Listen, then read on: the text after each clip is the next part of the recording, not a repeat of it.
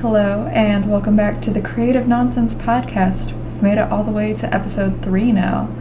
And today I'll be talking with fellow writer Josh about his recent projects and his writing process.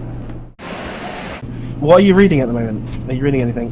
I'm supposed to I'm probably going to finish this book tonight. It's called Save the Cat. It's a book on screenwriting. Oh, nice.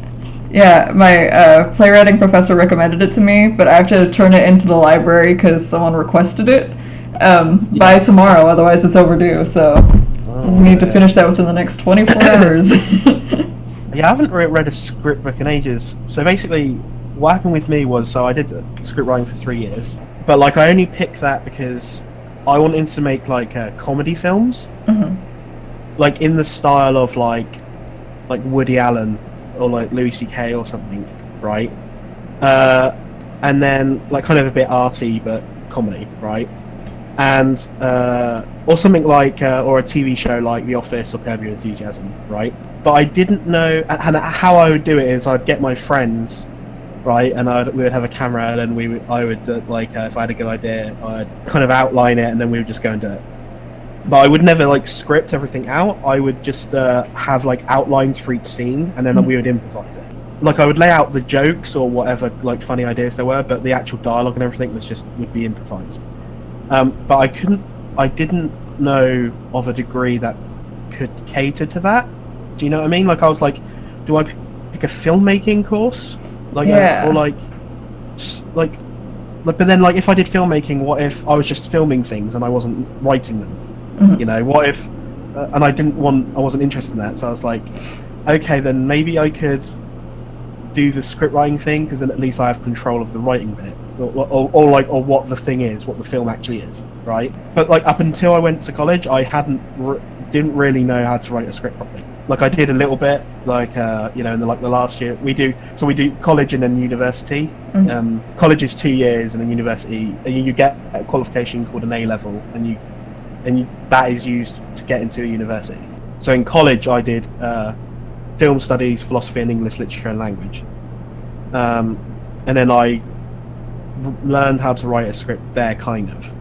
And then I was going into university. Do you ever do this thing where you are constantly thinking that everyone else is better than you at this thing? Oh yeah. You want to be, right?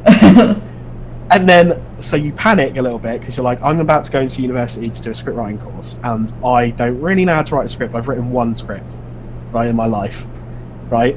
So then what you do is like you like research, and you watch as many films as possible, and like you work on, and then you finally go to university, and then you find out that they're less prepared than you are, and then it's like, what's going on? That's what happened with me. That I was worried that I'd be like, they would all look at me like, who let this guy in, right?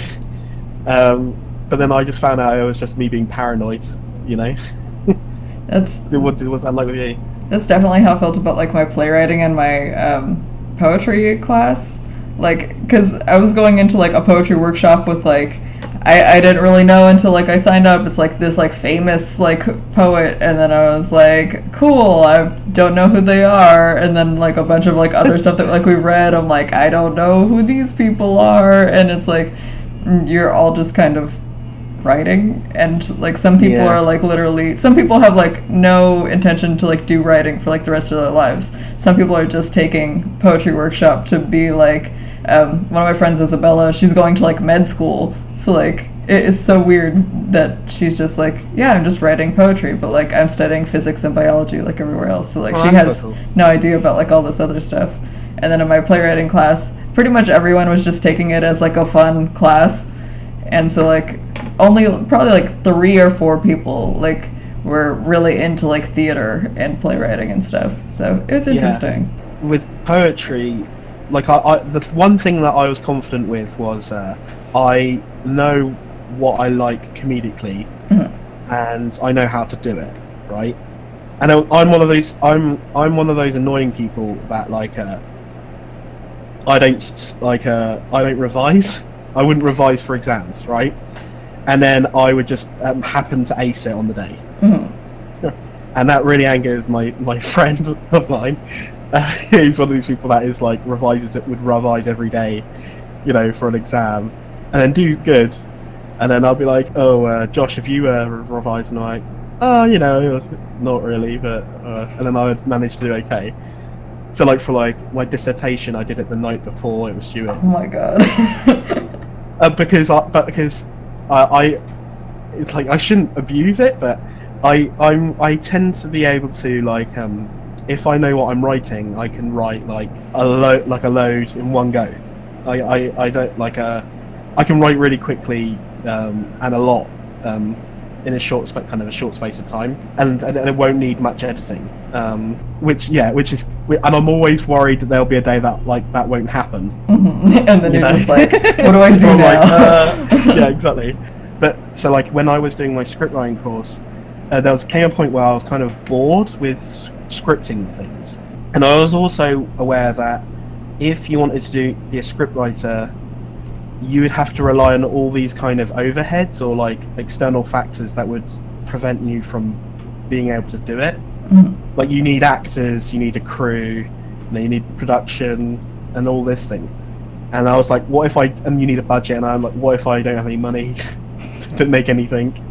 So like, it occurred to me that I needed to write in a way where the writing was it.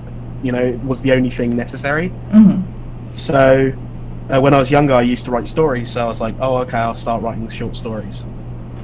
And if I don't have an idea for a story, I'll try and do poetry, because I always think, I don't know if it's with you, but I always find poetry is like you don't have to have like an idea for the poem almost. I don't know if it's the same with you, but I can like improvise a poem, right? Mm-hmm. By just the imagery, whatever conjures, whatever like images that occur to you. Whereas I think with like a short story or whatever, then you have to kind of like have something like set out, right? Yeah, you need like a plot and like a narrative and whatnot. I mean, sometimes you need that for a poem, but like not the ones that I write. Yeah. Which are just normally like trying to encapsulate a vibe or an atmosphere in the shortest way possible. Okay, in the most that's how I write condensed too. words. So it's good to know that like other people are like, I'm writing to like a feeling, and like that's all I really have, and I'm just exactly. Like I always equate poems to like stock cubes, which is weird. Interesting. Because to me, like you're not using like many ands and and there's whatever. It seems it's very like it's just each like word, like each sentence is very condensed. So like there's no fat on it. There's no flab. It's as like tight as possible. So you're trying to get as much from each line as possible using the fewest words. I always find that's what I'm doing. So like. Yeah, so it's kind of just really, it's almost like you try to make a sauce and you've reduced it down until it's like a thick syrup of intense flavour, if you know what I mean. Yeah. Is that a stupid analogy? I mean, just hearing you mention it all in like that way, and because you mentioned like Woody Allen movies earlier, and because you're talking about like getting down to like the thick core of it, like I'm thinking about Gertrude Stein now, and like what is it, Midnight in Paris, and so like now I'm just thinking about like all of her writing. Yeah, I haven't actually read any of Gertrude Stein. It's like, it's an experience. Yeah. The only thing I read that related to her was I read Ernest Hemingway's A Movable Feast, which was like a diary that he kept, chronicling his time in the 1920s in Paris. And then like he meets all these people. He's not a nice guy really, Ernest Hemingway.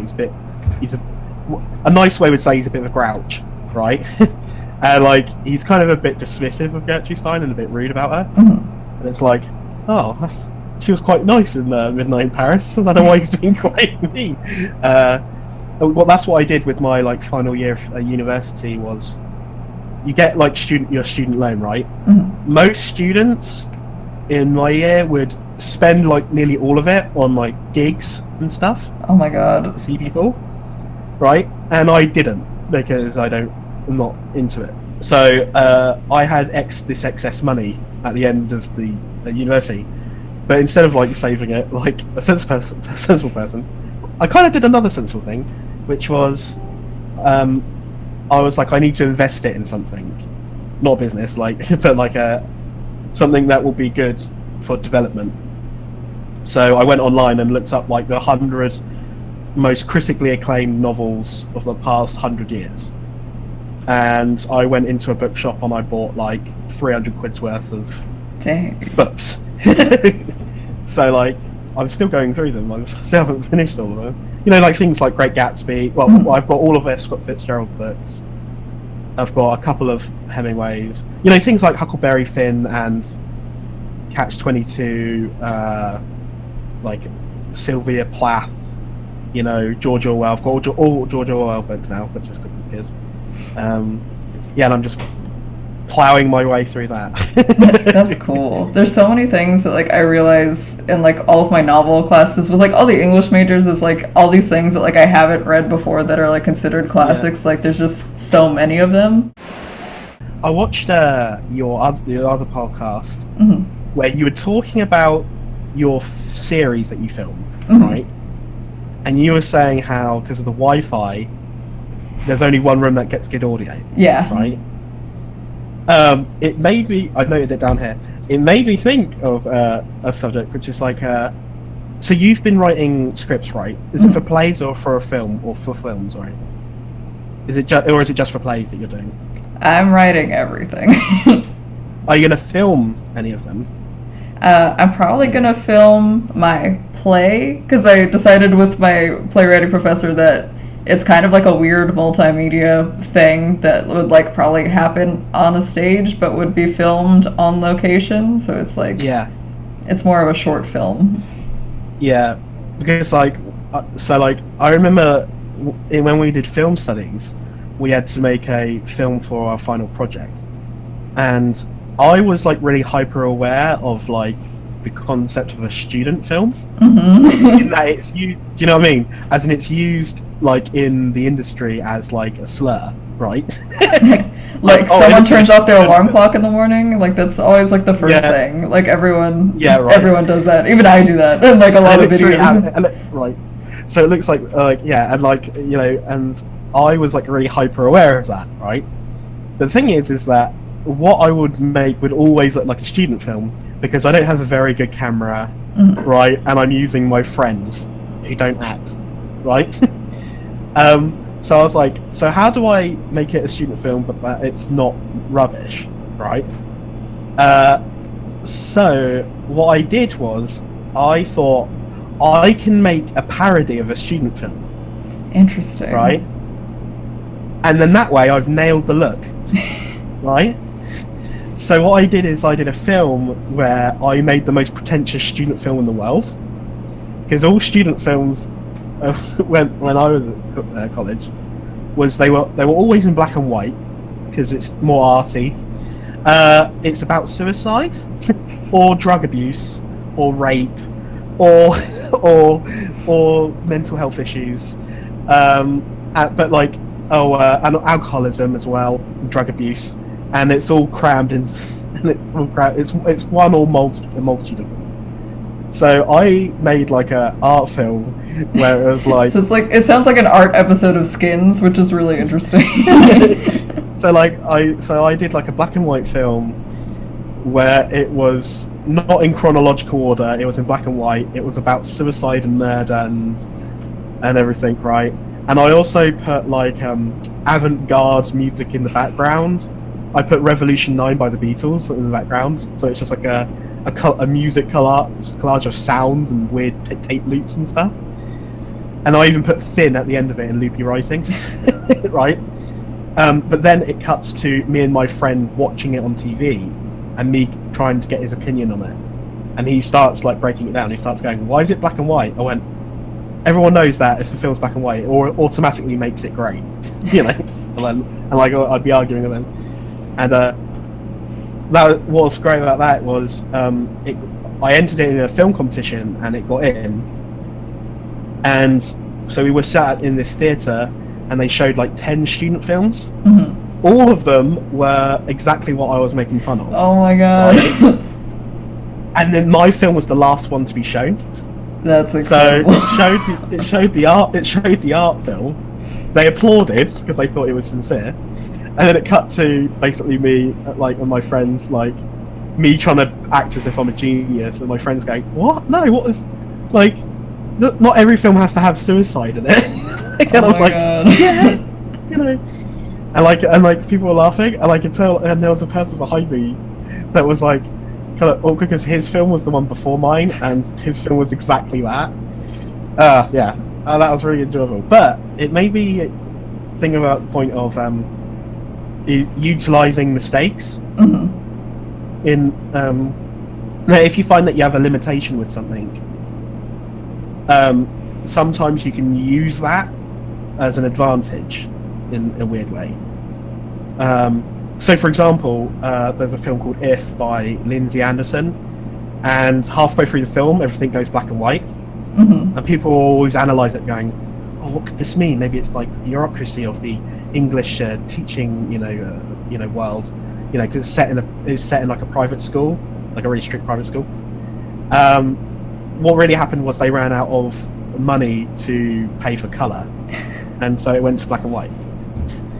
But it made people think, "Oh, this is really interesting artistic choice they've done here," you know.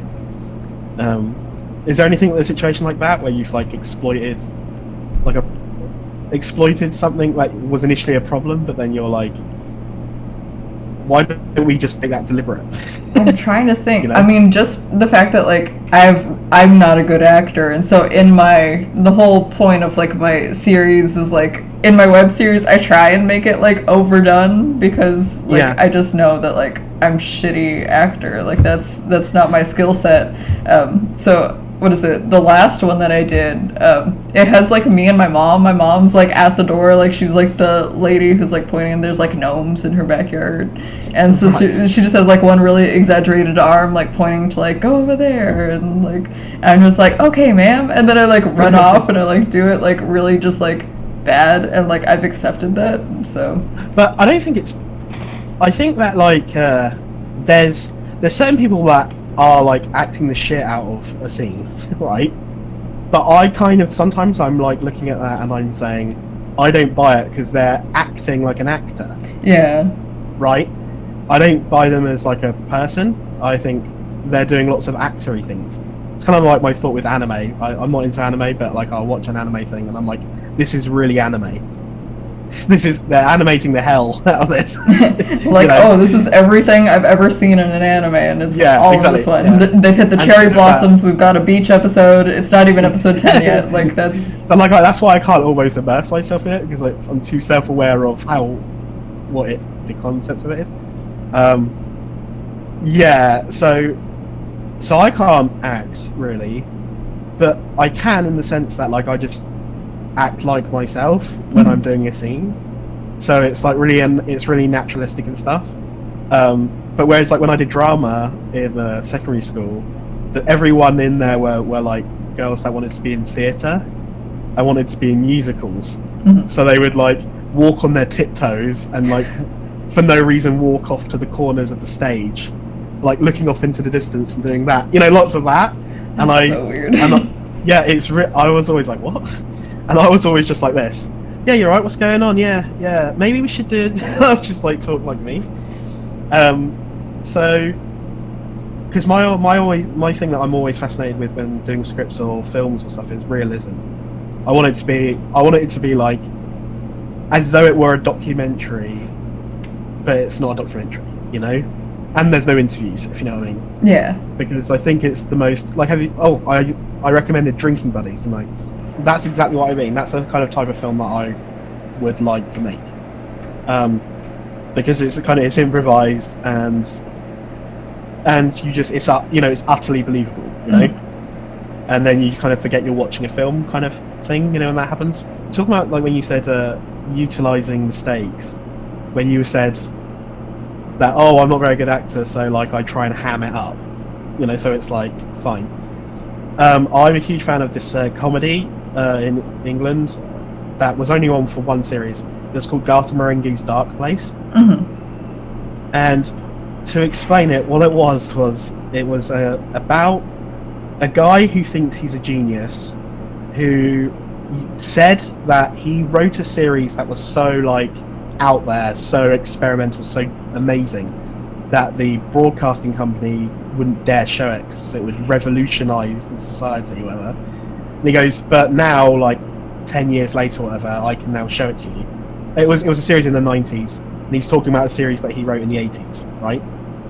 And he went, right, but now I can show it to you, right? So then he shows it to you, and it's just like a really shit, low budget, right, like corny hospital drama, but with like supernatural, like Stephen King elements to it. Interesting. Right?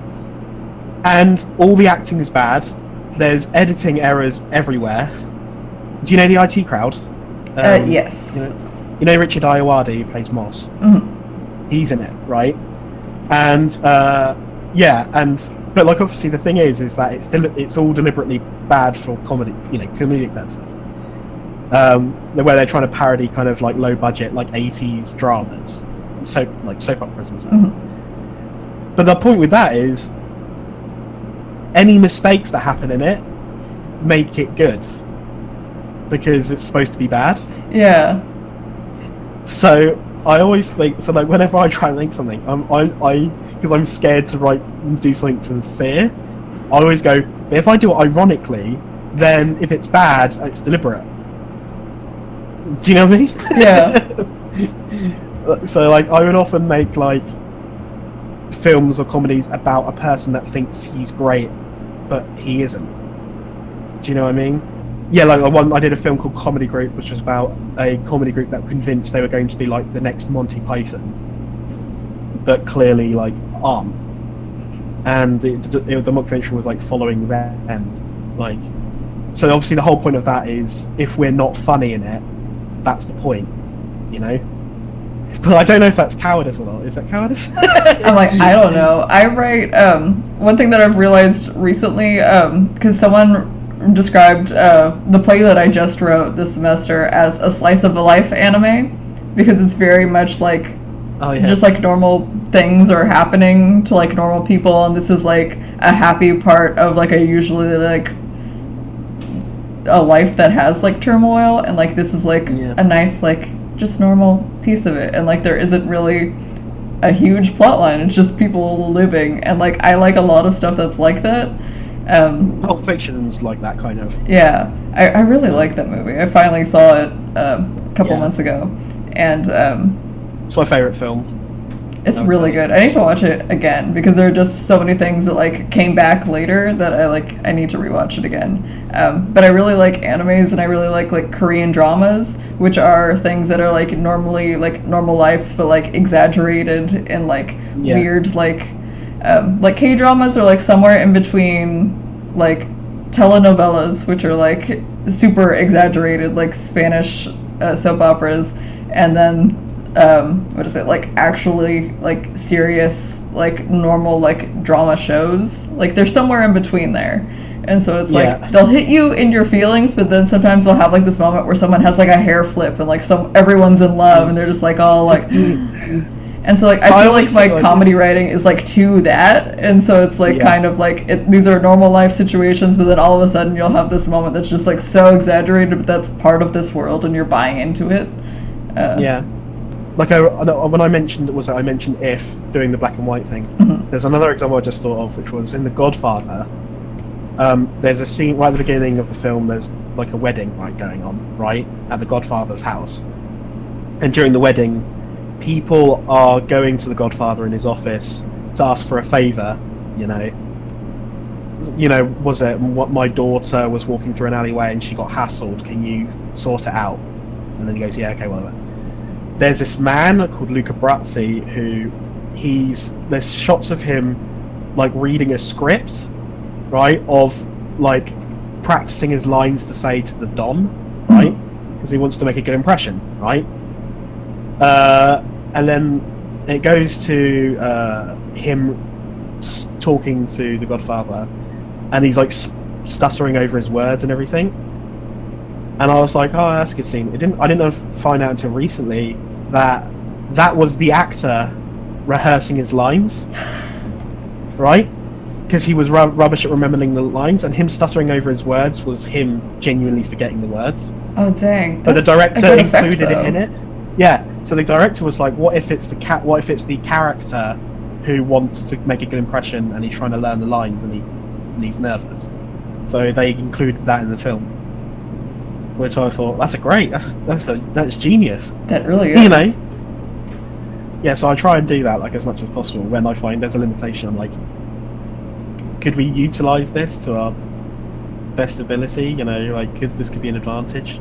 I've heard a lot about that usually in like emotional scenes in movies. Like sometimes they really will just like do it for the first time, like on film, like instead of rehearsing something, so that they will have like a genuine reaction from something, or they won't tell one actor about something that's supposed to scare them or something that's supposed to surprise them, so it's like a genuine reaction when it happens. Yeah. And then sometimes it really freaks them out, or they really start crying, and those are interesting times. Exactly. Yeah. Yeah, so who would you say, either like with poems or like scripts or whatever, who or like in general, who would you say are your biggest influences? I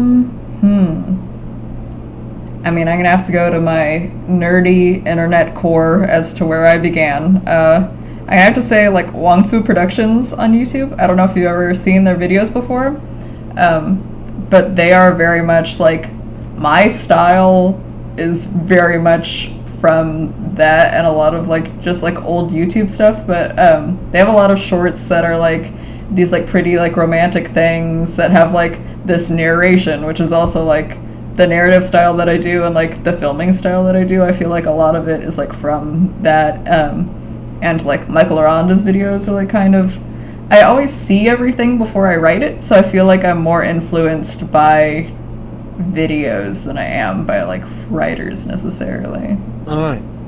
Yeah, that's. I always think about that where like, because I don't read that much poetry. So like mostly poems will be influenced by a scene in a film, or like even like the atmosphere of a video game that I like, or something. And I don't know whether it's like, I don't know if it's. Is it fine? Is it as legitimate as being influenced by other poems, or I don't know. Poetry can be anything. You could be influenced by like random stuff, and the like. There's because Gertrude Stein has a whole bunch of poems that are about like household objects. So it's like they're literally about like buttons or like a pitcher in a glass pitcher, and it's just like. They're literally just that, because a lot of her poems are like to the core of it, which is really just like a pen is a pen is a pen is a pen is a pen is basically like what something would say. Like it is the thing, and that is it, which is weird. You're way more organized though with making stuff than me. Like I'm like I've seen like so like you literally like. When you're like, right, I'm working on this project, here's a mood board and here's the soundtrack I'm listening to. I'm like, what? A fucking mood board? I'm not doing that shit. I do mood boards when I'm like trying to like, I like, because I get the vibe in my head and I'm like, I'm trying to like see it more, because it's like, it's up there, and sometimes I want it in front of me so I can be like, this is the physical thing that I haven't written yet and I want that. Yeah, but like, my process, right? I can only say process like that. Is like it's a mess in comparison to yours. Like what I do is like I like have an idea, and then I let kind of what I say I like let it stew in my head, right? And like because like I'll have that like running in the back of my head. And I just get on with whatever, and then naturally, like I get more ideas that can be added to it, and it kind of develops more. And I let it do that until like I really need to write it now, right? And then I'll like pull an all-nighter and write as much as I can, like what I call like a splurge, you know, like of unedited nonsense, right? And then. Either like I'm bored of the idea now and then I just ignore it, or like I then just like chip away at whatever I've written until it's some semblance of something.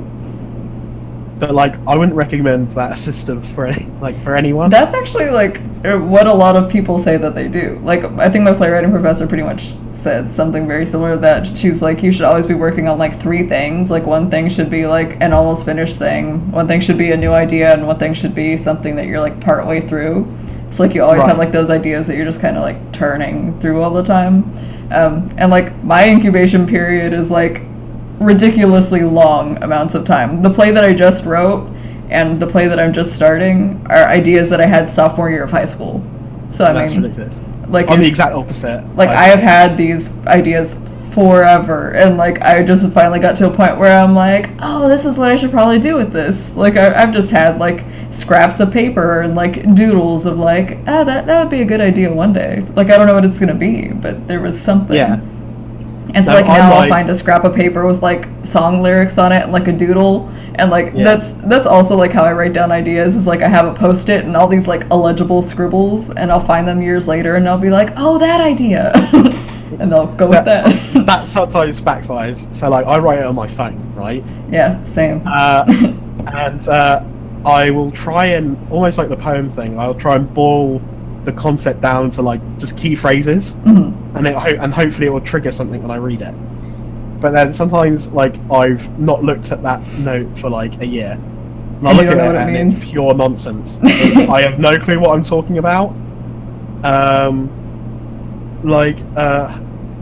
To this day, I keep it because it's just fun. It makes me laugh when I'll read it. I'm like, what am I like? There'll be some times where like I've woken up from a dream, and I'm like, oh, that'd be a really good idea, and I've just like half like awake, types it in my phone, and then like a week later I look at it and I'm like, what am I going on about? Like, that makes no sense. There was another moment in one of your podcasts where you were talking about I think also you mentioned it on Twitter at one point, where when you're writing dialogue, you are concerned if it's just basically 2 clones of yourself talking to each other. Yes. Right? And it's difficult to know, it's difficult to gauge whether like this is a separate person to you.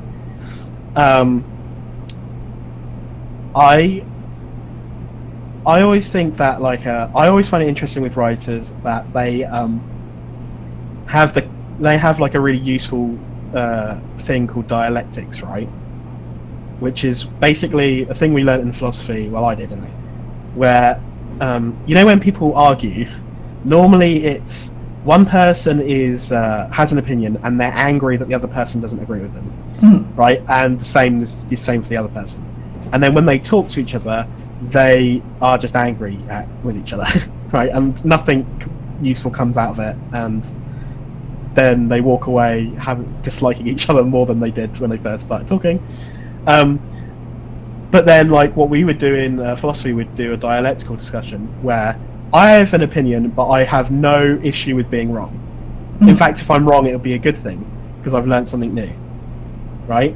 And the other person goes same. And then what you do is you compare ideas and use reason and logic until you normally come out of it having, being wiser, like, after it, because you've learned the other person's argument more, or you've learned that you're wrong, in which case you now know something new, or you found out the other person was wrong and you're right, in which case you understand the other person's argument more than you did, so you can now use that to talk to future people that also have that opinion, because now you understand that mindset better, right? That is with writing, you're forced to do that anyway, because what you're doing is, have you ever written a scene where there's 2 characters that think 2 different things and they're debating each other or arguing or disagreeing about something? One person has an opinion, the other person disagrees. Let's say you have a scene where there's like a romantic interest of like a boy and a girl or whatever. They're getting along, but then there's a moment where one of them they're arguing about who should pay on a first date, right? One person will think one thing, one person will think another thing. Now, one of those opinions will be your opinion, right? But you want the dialogue to be realistic, right? So I find it funny where in films or shows where clearly the writer, you know what the opinion of the writer is, because they give all the best arguments to the person conveying his opinion, and they make the other person like sound like they're dumb, or like the other person doesn't argue that well, and then the person who's expressing his opinion wins, right? So in order to be a good writer, you kind of have to understand alternate points of view. Do you know what I mean?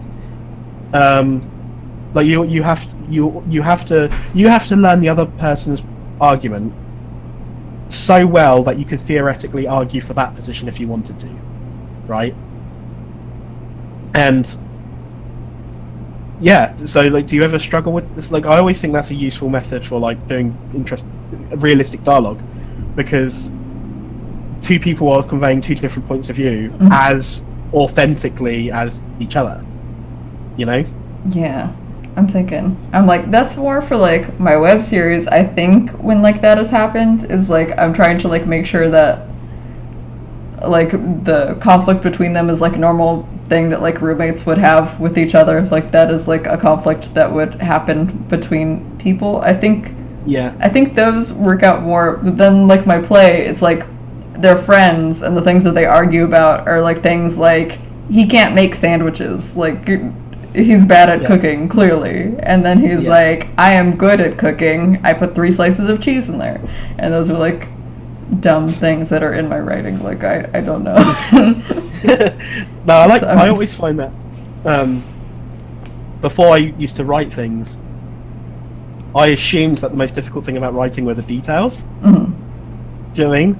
Of like, you know, when you watch a film or something, you're like, how did they come up with that building, or how, like, this characteristic, how did they come up with that? But I think actually details are the easiest things. Yeah. That actually the hardest thing is coming out with the plot. Because I know that, what is it?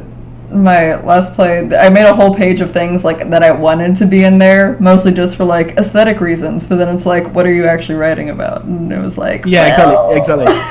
Because the reason why is because those, you can come up with those ideas whenever you want, because they can be applicable to anything. You know, like the concept of a character who, like, I don't know, who's very vain and is clinging on to their youth and looks, right?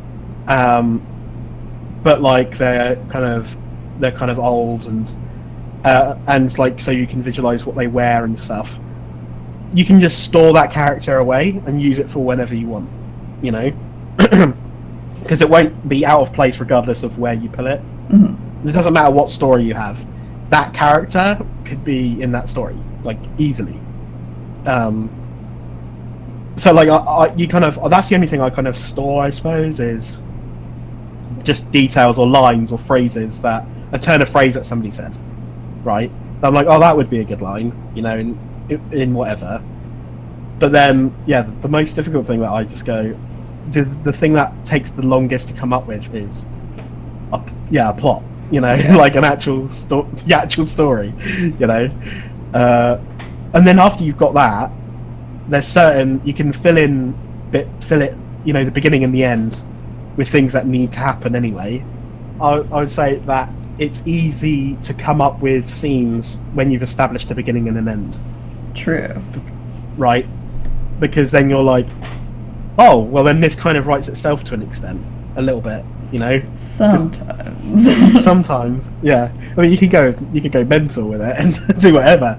But like, when you're like, when it's a relief when you come up with a beginning and an end, because then it's like, oh, I've got something to work towards here.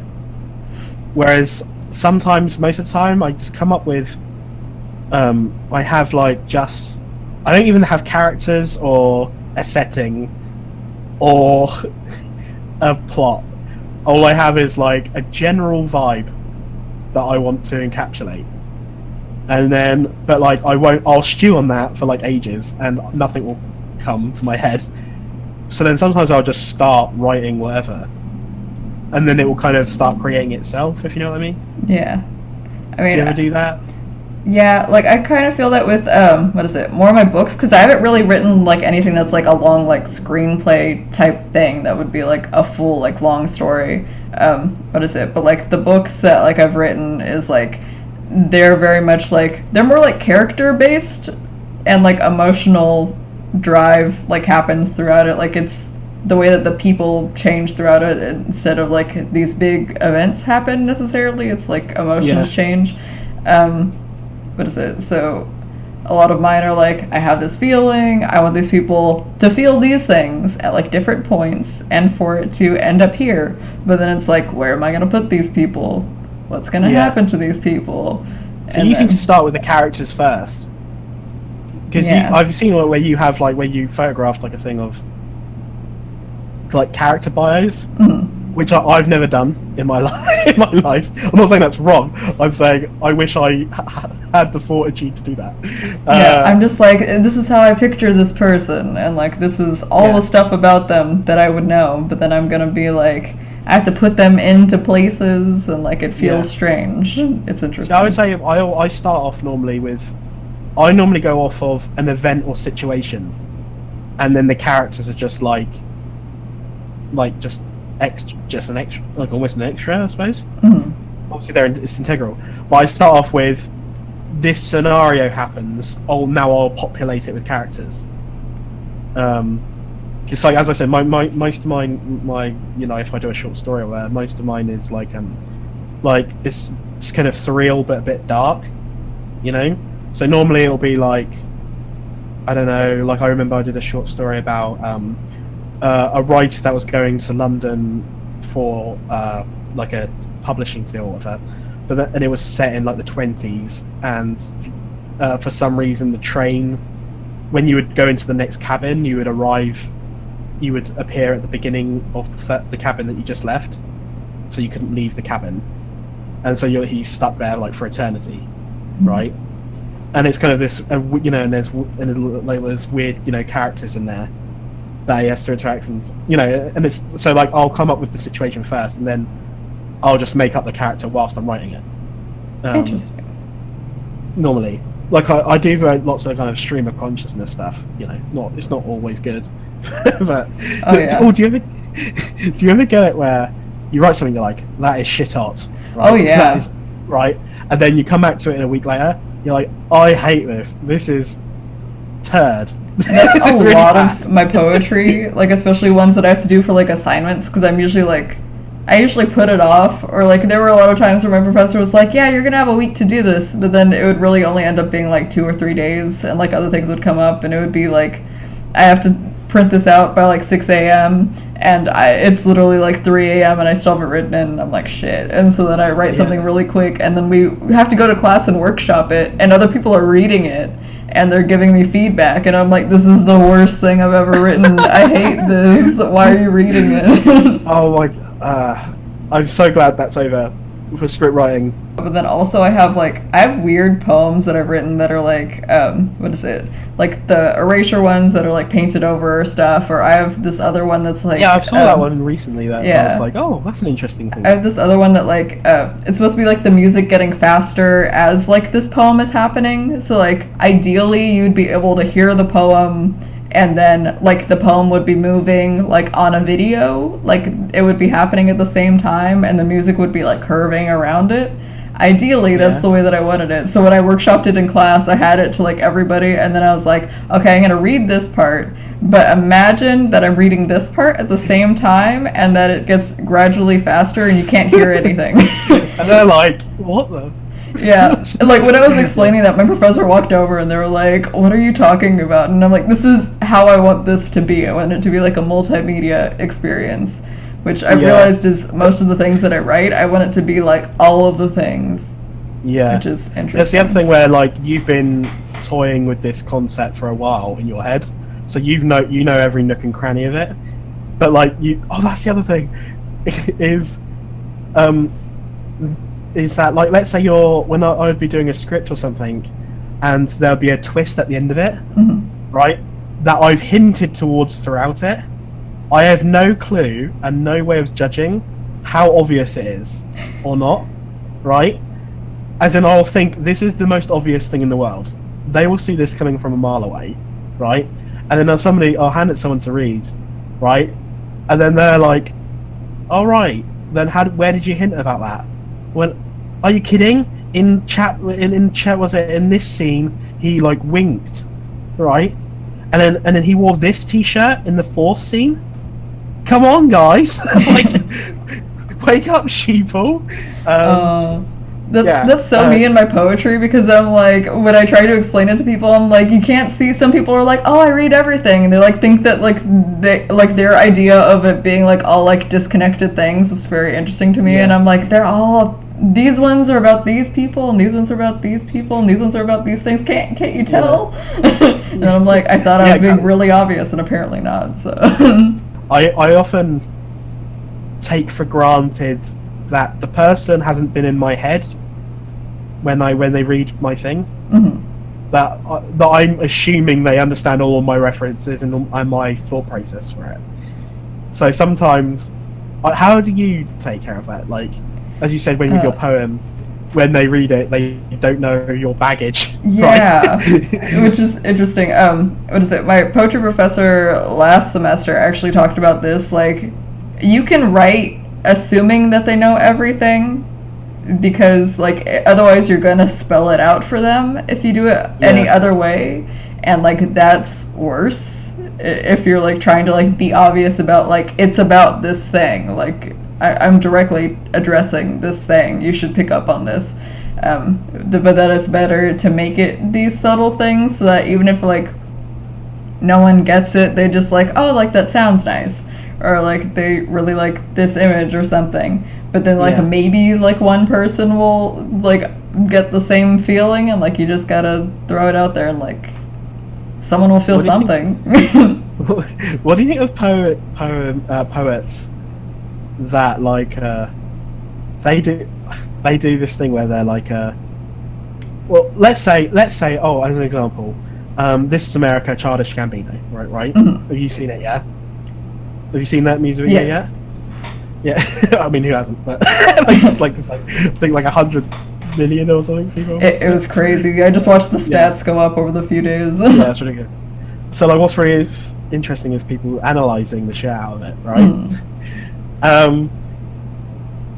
Sometimes there's an annoying thing that people do when they've made a video or a film or something that I find annoying, where people go, oh, lots of people speculate what this and that means. Like, can you tell us what it means?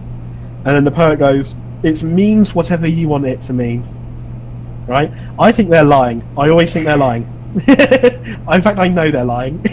Like, because it's like, I meant one thing, but it's okay if like you don't read it like that. Yeah, that's exactly. I'm like, no, there's objectively a meaning behind this that I intentionally put it.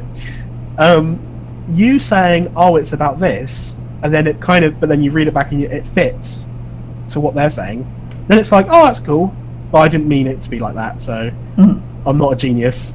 I just did one, I was gaming at one thing, and just by chance it happened to fit your thing, so don't think that I'm this all-seeing person that's managed to make all the things fit for everyone. Like, that's the other thing, is just you're really into music, right? Because I always see that, like, when you write stuff, you always have a song or multitude of songs in mind when you write it. Like, would you say music influences you the most when writing stuff? Yeah, because I'm always trying to like figure out what I like.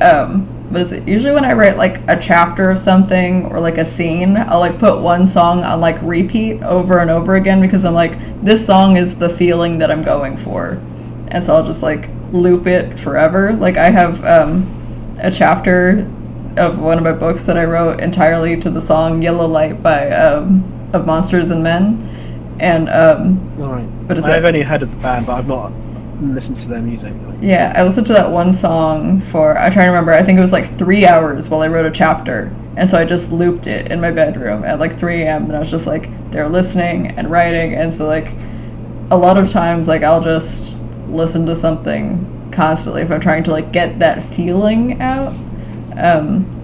But so I can't write while music is. I can't write when music is on. I always try to describe it to people because I think my mind is just like always in like two separate places. So one of me is like trying to like focus on something, and one of me is trying to get distracted. So if I can distract the part that gets distracted with music, then this part can write something.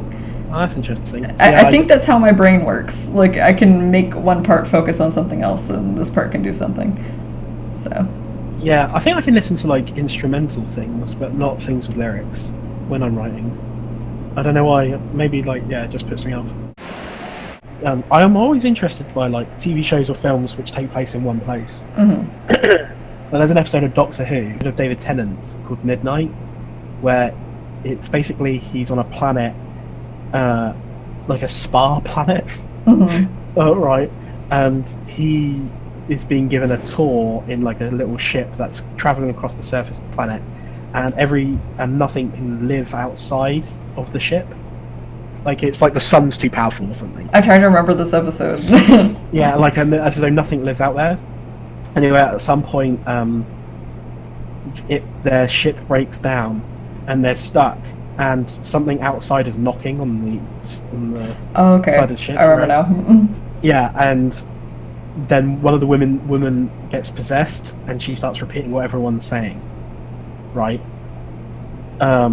Like initially she's just repeating, and then she's saying what she's saying in sync with the person. Right.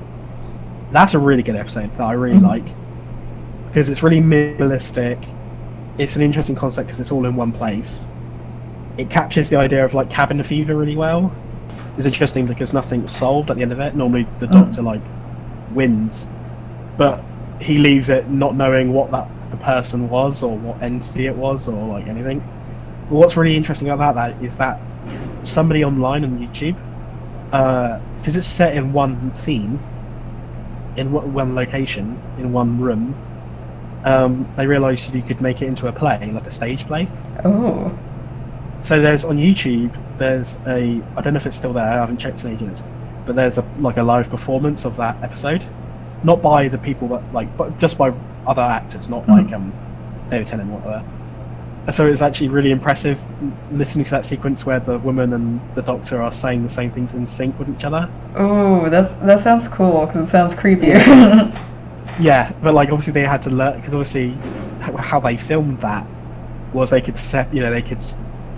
they could record it 2 different times and then merge it, whereas obviously on stage you have to do it live and perform all of it.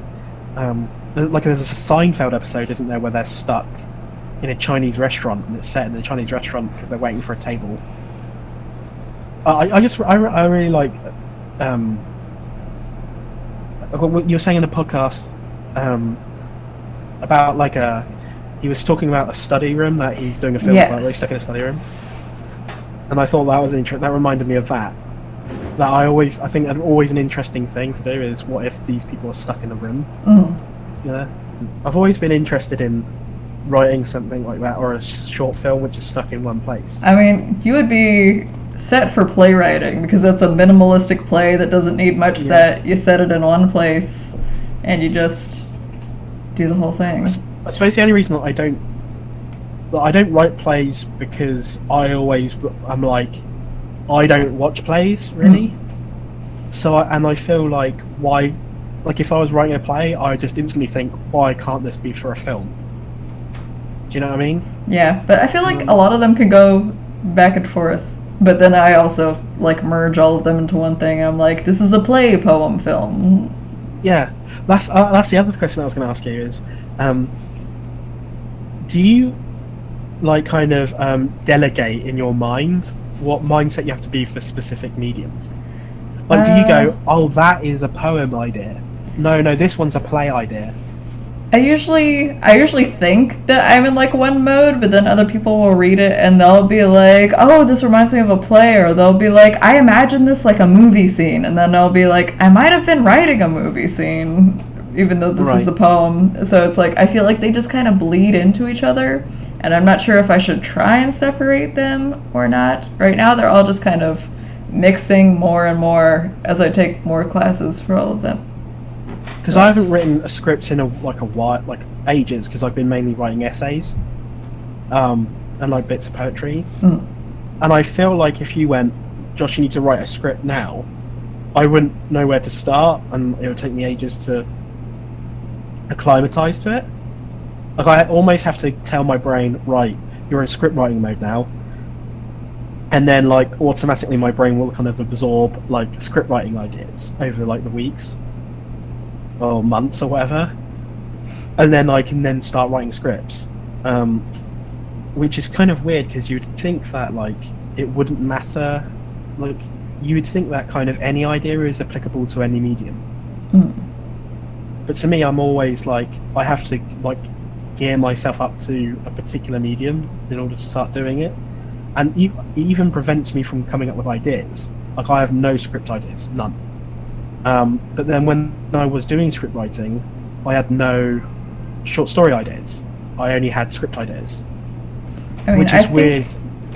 I think that's like a normal thing to happen, though. I think the only reason why I've been able to like switch between them is because I was forced to for classes. Because you're doing all of them at the same time. So it's like I feel like that's the only kind of advantage I have right now, is like I wouldn't have that otherwise. I wouldn't be able to like switch between and like blur the lines between them if I was like, oh, I don't have any reason to be doing these at the same time. So I have to like force myself now that I don't have any of them during like summer. Yeah. And like I won't have playwriting in fall, so I have to like force myself to like stay with those so that I don't lose it and like put it to the back burner forever. So well, I just don't like the lack of control of what my brain's doing. Like, because I'm like, because I used to think that, like, you know, when they say in order to get better at writing you need to read more, right? I used to think that meant when you're reading it you have to simultaneously analyze what the author's doing whilst you're reading it. Right, like an active thing. But then I realized, no, what you do is you read books, just reading them, and your brain kind of automatically learns techniques without you realizing. Yep. And that took me ages to work out. It's so weird because it's like watching movies and like watching videos and like what is it, like just reading books. Like I notice a lot of things in like films, like not just like things that I think are like obvious, but I'll like talk about them to like my mom, or I'll be like talking about like, oh, like these shots and like this thing, and like there are things that like go like completely over her head with like artistic things about it that like are like immediately like I've just watched a lot of stuff and like these are the things that I pick up on. Yeah. And same things in like writing, like if I've read like certain things I'll like pick up on like certain things in it, and it's like you don't realize it, but it's all in there somewhere. Yeah, like I didn't ever learn about like camera work or editing, but like I'd seen enough like films and things that when I made some films I automatically knew what to do, I suppose. I just didn't know the terminology. Yeah, it's like you just make this kind of cut and then you do like this kind of like fade thing into the next one, and like you slow it down slightly. Yeah, and then they would say, oh, you mean a jet cut? And you're like, or I don't know, I just made that up. And you're like, yeah, that thing.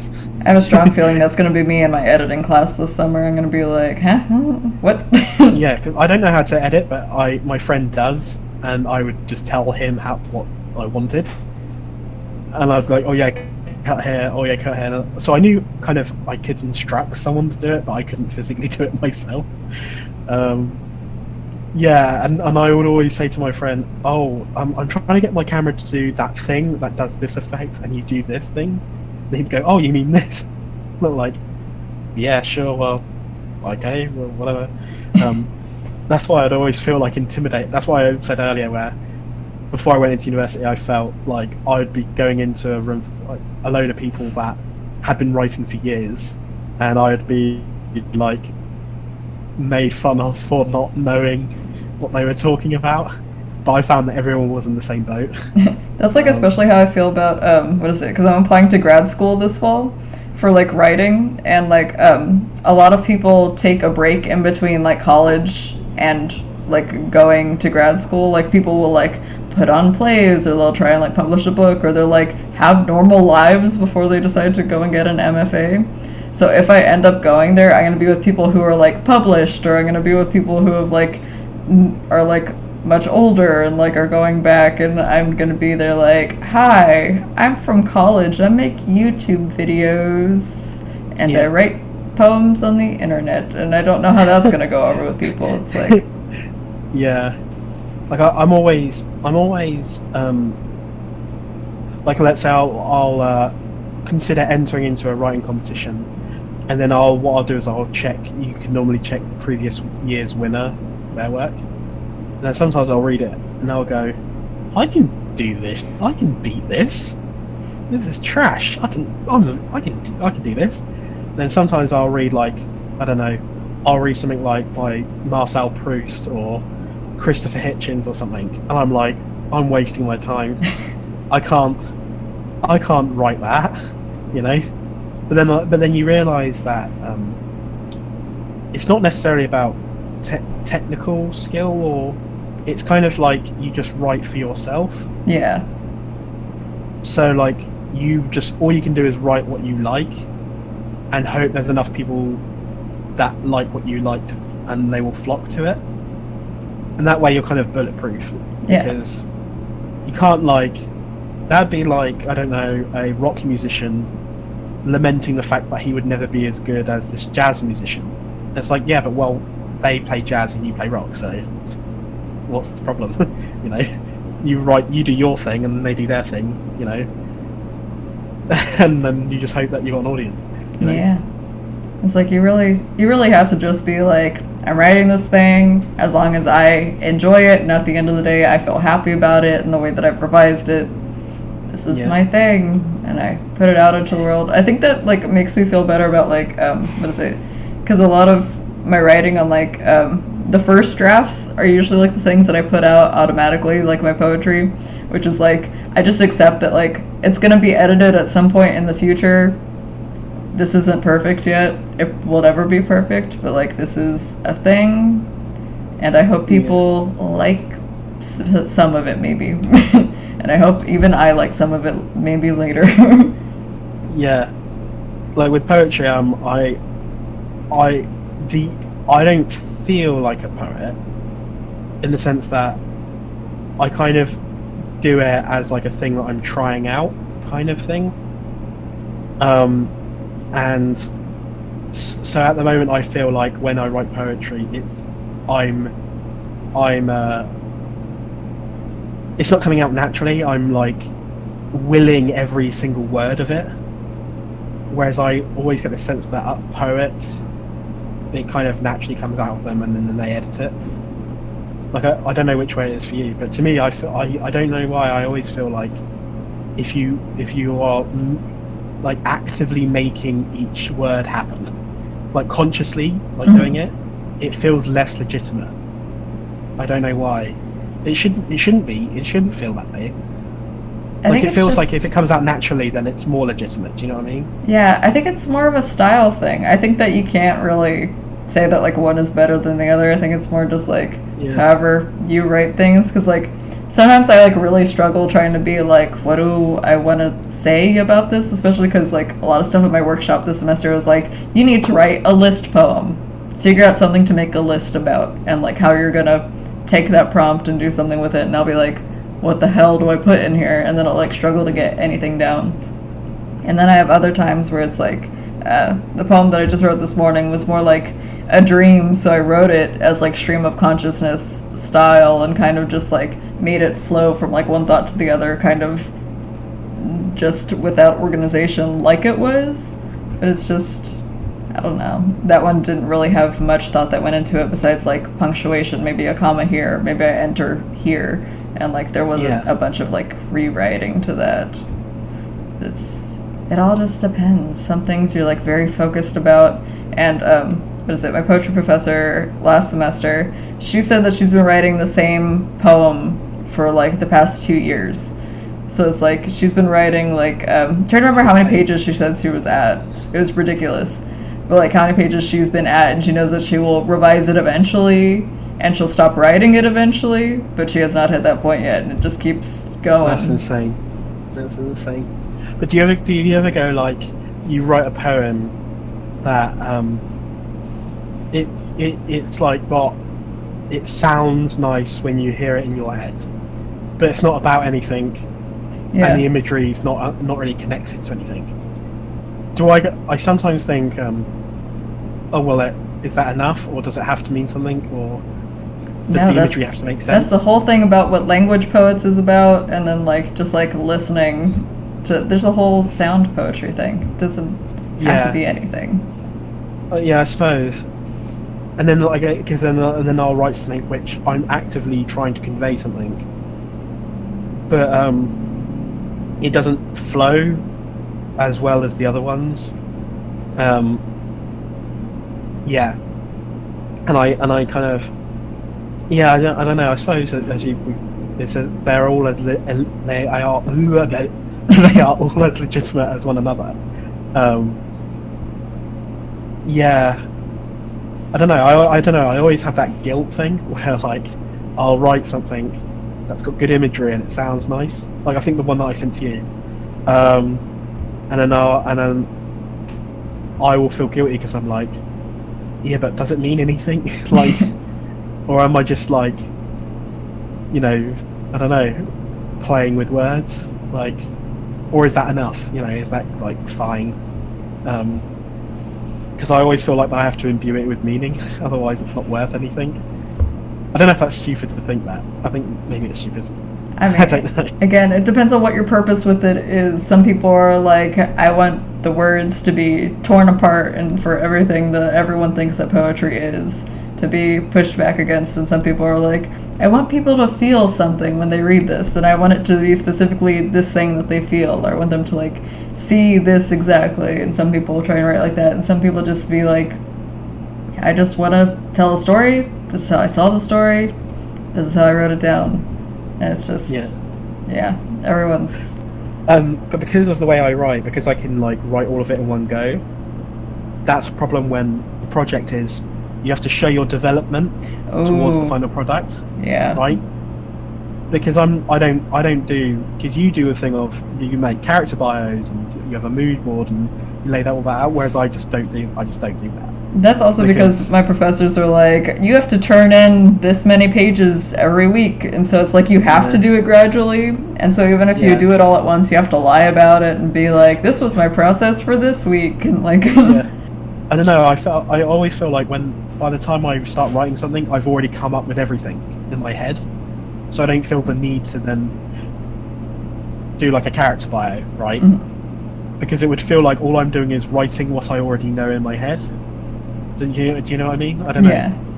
I'm like, I think that's just like the opposite way that I work, so that's interesting.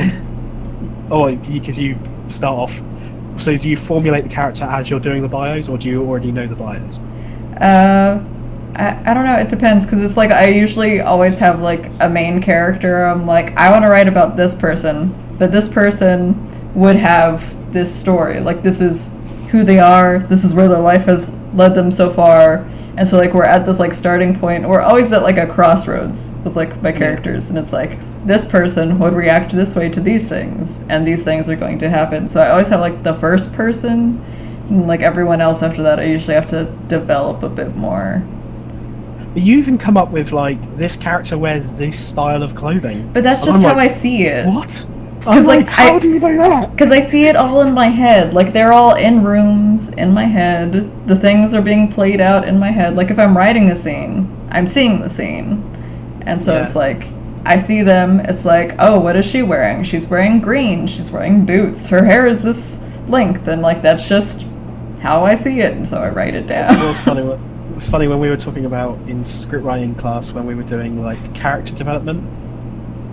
I felt like it was too on the nose because it would be like, oh, you have to come up with a character and but like all the characteristics are laid out and you would have to describe each characteristic, and then it would say something like quirk, and you have to write down a quirk of theirs, right? Which I always thought was really superficial. Like, oh, each one has to have this guy has a limp. This guy has always wears a monocle. This guy, like I always thought that was rubbish. Like, I never understood that. Which is why in Jezek I made like poke fun at that by saying like you hear what other characters think in it. So like I'm trying to make Jezik sound like he's like a really enigmatic character when he's not, but like everything that happens to him that makes him seem enigmatic are like really like surface level stuff. Mhm. So like so he always drinks tea in a pint glass with a straw. Right, was the quirk I came up with it. And then when he ordered it, right, then I got like the waiter in his head to think he drinks tea with a straw out of a pint glass. What an enigmatic individual. Oh my god. Like I would get them to say that in their head. Yeah, like he'd be like really popular with women, but the women would say why they find him attractive, not quite to his face. They would like, "Oh, Jezik, you're so wise and interesting," like things like that. It's like, and he's like, "Thank you." And he goes, "And you drink tea from a pint glass with a straw." Oh my god. Yeah. Like, I always I'm thinking of my characters from like my play, like the most like I think like I have a character Jason who like he wears all black and he likes to wear like bomber jackets and he's just like that's like his usual look, and it's like you see him being as like goofy and everyone like always kind of like messing with him because they think that he's just like dumb sometimes, but it's like also like in the play it's clear that like the other people like they really care about their friend. They're like, oh, if like Jason didn't live in this house anymore, like what would the rest of us do? Like honestly, like he holds the friend group together even though they all kind of like poke fun at him all the time. Are you worried when you write characters that the person you're writing about will know?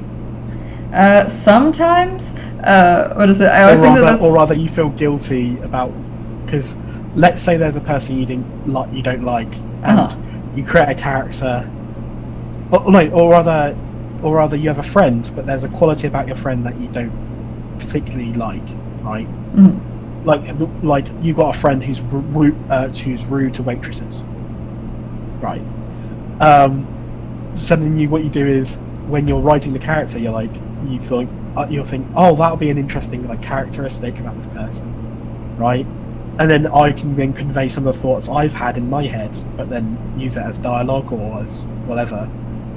Do you ever like worry that like, do you feel guilty writing it? No. I mean, I just write that stuff straight up. If like I base a character off of someone, it's pretty much like either them or it's like them mixed with someone else. So it's like two people where they could be like, hey, I'm not like that, and then I could be like, no, that part's not you, that part's this person. Like I put that in here. What is it? So like sometimes like I mix a lot of people together, so it's like I feel like no one could really get mad because it's like this isn't all you. Like this is some of you and some of someone else. What I normally do to make, because I always feel guilty whenever I'm like I lost that somewhere along the way. I think I made fun of my family enough in like journals and like classes, and I read them out and like shared them with the class enough times and embarrassed my family that like I'm good with it now. No, I feel like I can't do it. But then what I do then, if I do it, the character that is basically me or like a version of me, I make them the loser, or I make them the one that's actually wrong philosophically. Do you know what I mean? Mm-hmm. For example, I'm not so much anymore, but I used to be quite like what's the word, snobby about music, right? And what music people liked, right? So like if they listen to radio music, I used to like roll my eyes and go, you don't know music, you know. Mm-hmm. So like when I would do like a story or whatever where there's a character that's really into music, and then he would talk to a person that's like into like pop music, right? And then I got them to argue each other. I'd feel so guilty for like making the character that's kind of me the winner, right, in the argument. So then I would do that thing where I would go in the mindset of a person that listens to listens to me saying that, and how I would feel about that. And then like you get to empathize with them, I suppose, like what they would think about it. That like surely at the end of the day, what you like is what you like, and you can't shit on someone just because they don't like something that you like. And that somebody doesn't necessarily have to a song doesn't necessarily have to be technically well made for you to enjoy it, and it's just what you're looking for, you know. Yeah, so like I always make myself feel better when I'm doing that, because I always make it so that the character that's me in it is the one that's learning, or the one that was wrong, you know. It's also always interesting trying to make it so that the opinion that you disagree with wins, and where that leads, you know. I think I just got better about that because the first two books that like I wrote or like wrote parts of, what is it, like the characters are like more or less like very much like me and another person, and like very much like true to life in like those situations. And then like the most recent book I've been writing, it's a lot more like what is it, like realizing the things where like, oh, like the character that's like me would mess up here, like clearly this was a bad decision. Yeah. And then like the other person realizing like, oh no, I messed up in this situation, like the back and forth of that a lot, like they're both shitty a lot of the time, and so it bounces back and forth. And I think I just got better. Yeah. So it's like sometimes they lose this argument because they clearly were wrong and they don't realize it until later, and then they're like, I messed up, and then it's like, so there's a lot of that in that book. I'm excited for that book. I need to get back to it. Well, I used to role, you know, when you hear like actors, like when they're like, oh, how did you prepare for the role? And then they go, oh, I prepared for the role by locking myself in a room for 2 months and I ate nothing but ice and raisins. Right? And you're like, yeah, whatever. You know, like you roll your eyes and you're like, and at the same time, when you hear like an author, and they're like, through the process, my characters taught me a lot about myself, right? And I always thought that was like I was always like, yeah, whatever. What do you mean you just wrote stuff? What do you mean the characters taught you? That's you. What do you mean? But there is a little thing to that, which is, as I said, where because of writing and because of writing different characters, you're forced to inhabit the mind of a person that you're not, right? And convey things that you don't agree with or don't think. And just by doing that, you understand that mindset more, right? Like how, you know, I don't agree with this person, but what would it feel like to be this person in this situation? Why do they feel the way they feel? You know, it can't, because most people think anyone who disagrees with me is just deluded. So that's the temptation, but obviously some people have good reasons to believe what they believe, you know. And if you learn that, it's generally good for life, you know, to have that like process. But I found that I learned to do it by writing different characters, because you have to, as I said, think dialectically, you know. I always think that's like a really useful like thing to do. But also it's helpful in terms of reading material. Like you said that you read like 5 or 6 books at a time or whatever. Yeah, it takes me forever to finish them all because I'm like partway through everything. I'm also very confused now that like I don't have a book a week to read for like classes, so like that's different. You have to keep that up. Yeah, so like I normally read. My rule is I have to read. Was it a fiction, like a novel, a non-fiction thing, like like a biography or like whatever, and then like a book of short stories. So what's the most recent thing that I read was a biography by Jessica Mitford called Hons and Rebels, and basically she was a woman that was, it's really interesting, she's part of a like kind of a upper class family in England during the 30s, right? As in like they were in the high society, they would be invited to Buckingham Palace and stuff, right?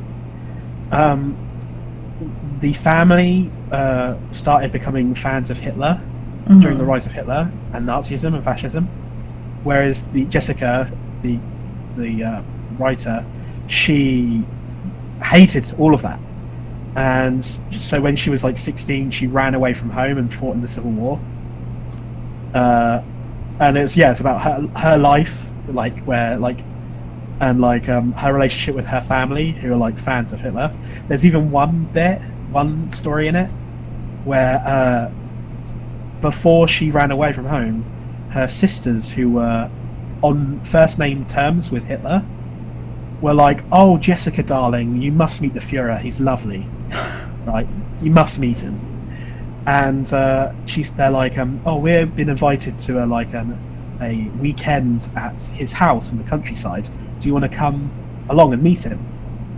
And she was like, "Okay." And she had planned. This was just before the war started. She had planned to take a pistol, and then when she would be introduced to them, she was going to kill them on sight, right? But then at the last second, she decided against it and didn't go. Right? And Christopher Hitchens, who talked to her years later, went, "Jessica, do you not realise the suffering and the hassle that you would have stopped?" And she was like, "Yes, it was wet of me. Yes, I shouldn't. I should have. I kind of regret it a little bit." But yeah, it's about her life, which was really, really interesting. That's and then crazy. alongside that, and then alongside that, I'm reading "In Search of Lost Time" by Marcel Proust, because I heard it was considered the greatest novel of all time. And it's famous for people claiming to have read it when they haven't. What is it? In my graphic novel class this summer, we were talking about like how you're always like saying like you're gonna read Proust, but like you die before you read Proust. Like it's always like onto your shelf and it's just there, and it's like that's mostly how that goes. The most recent one of those is "Infinite Jest" by David Foster Wallace. It's such a meme at this point.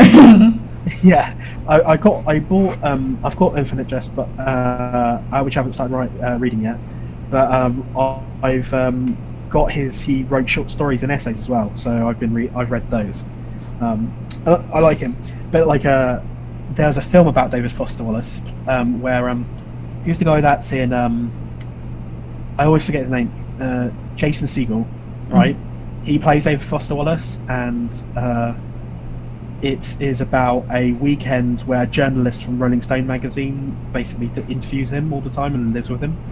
And that's played by Jesse Eisenberg.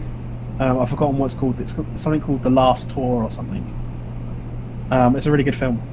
But Jason Segel, in interviews about the film, said that for research he had to buy Infinite Jest and read it. And he said that when he handed it to the woman behind the till, the counter, she was like, "Ugh, Infinite Jest." Guys, every ex-boyfriend of mine in the past had an unread copy on his bookshelf. Like, every single one of them.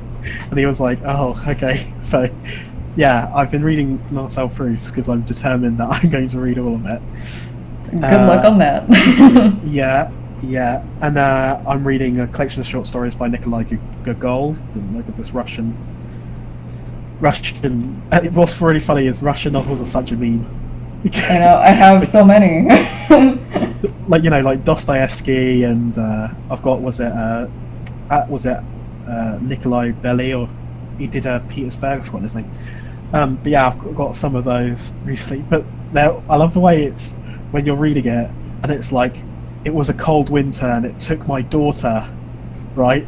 You're like, and it goes, "And we hadn't eaten in 2 weeks." I'm like, okay, well, another Russian novel that's about the winter and poverty. That's every Russian novel. Every Russian novel is like death and war and the cold, and it's like it's never like, "I went to a cocktail party and a couple of martinis." No, like, it's fascinating, like reading what is it? If you put like I imagine F. Scott Fitzgerald next to like Tolstoy, and just like it does it. Yeah. Like War and Peace, Great Gatsby. Are there two things further apart from each other? Like I'm not sure if there are. Yeah, exactly. Yeah, I always find that but the thing is, when I read them, I'm like, "Oh, what? It'd be nice to write something like that."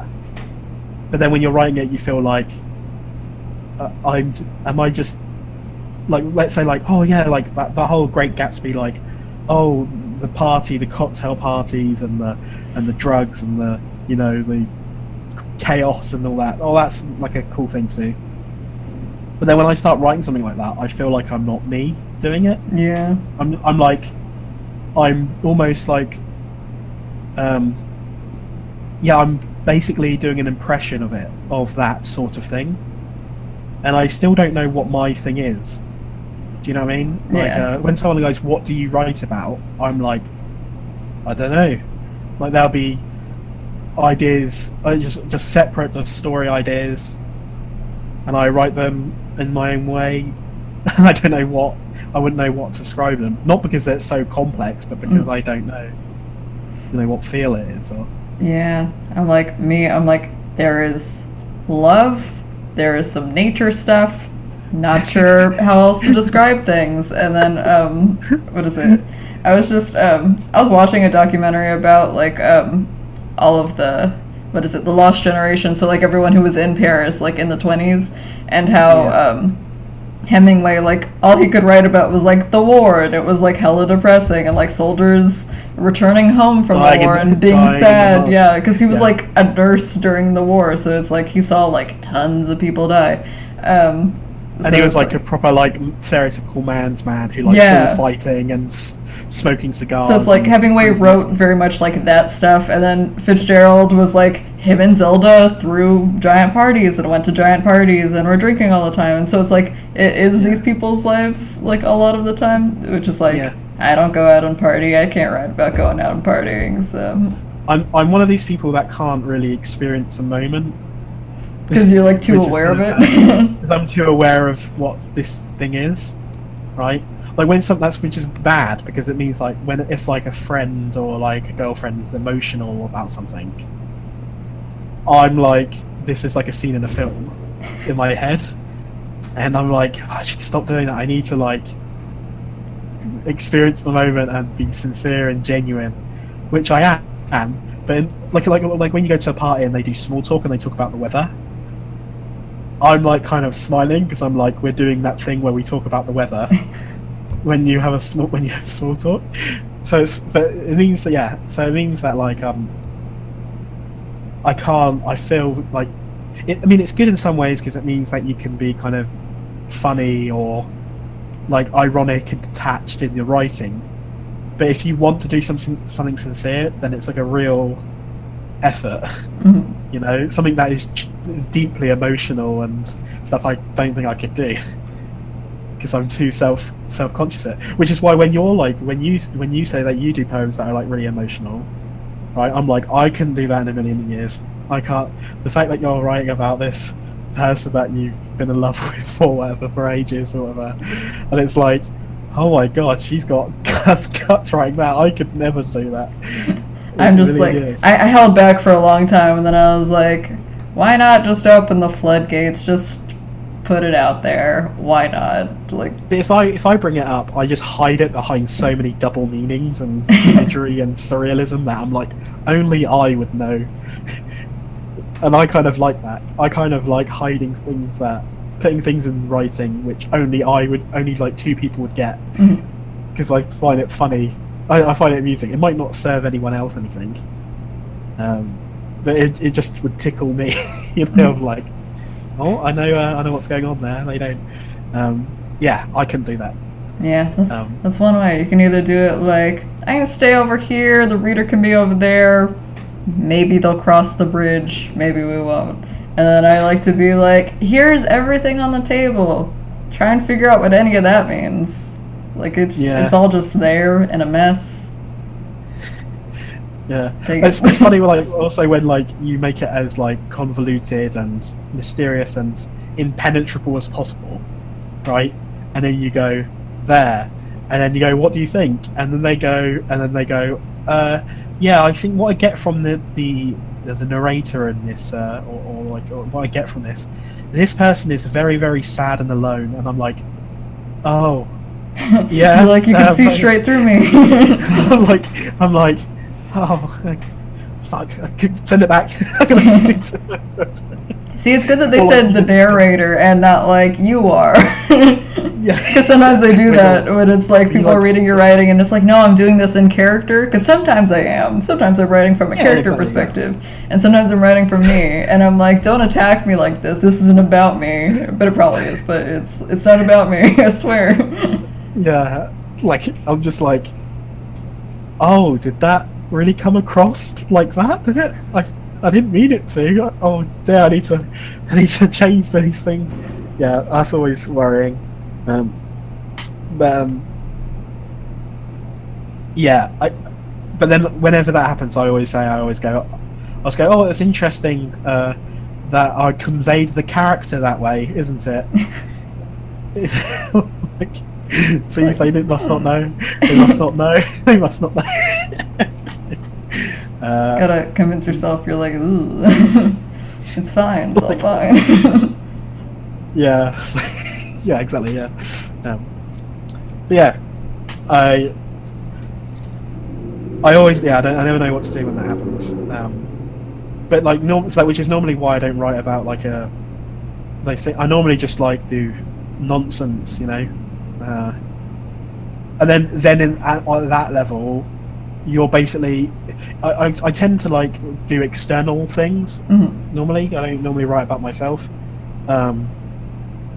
because if I do, I'm always too paranoid that I'm being too vulnerable.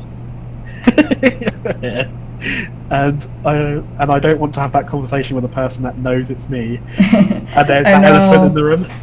I remember when I first started posting stuff, especially on like Instagram, like people would like message me like, "Are you okay? Like, are you good?"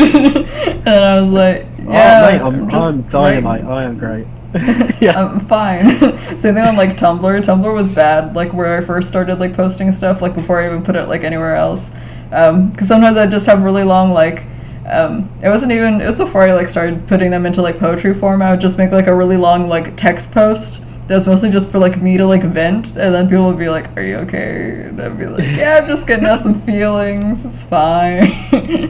Yeah, yeah, just this silly thing called my life and feelings. Don't worry about it. It's fine. The internet's fun, where like everyone can see in, and you can't tell who's on the outside of the glass, and they knock, and they're like, "Are you good in there?" And it's like, "Yeah, I'm fine." Which is why I write about like I satirize or critique like society, right? And that way I don't have to deal with my stuff or. So you're the guy on the outside knocking on the glass, being like, "Are you guys okay in there?" Yeah, exactly. Yeah, you have to be the other way around. That's fun. Yeah, I'm like, yeah, and then they go, "Are you all right? Why are you so angry about society?" Like, yeah, no, I'm fine. Because that's how I normally write essays.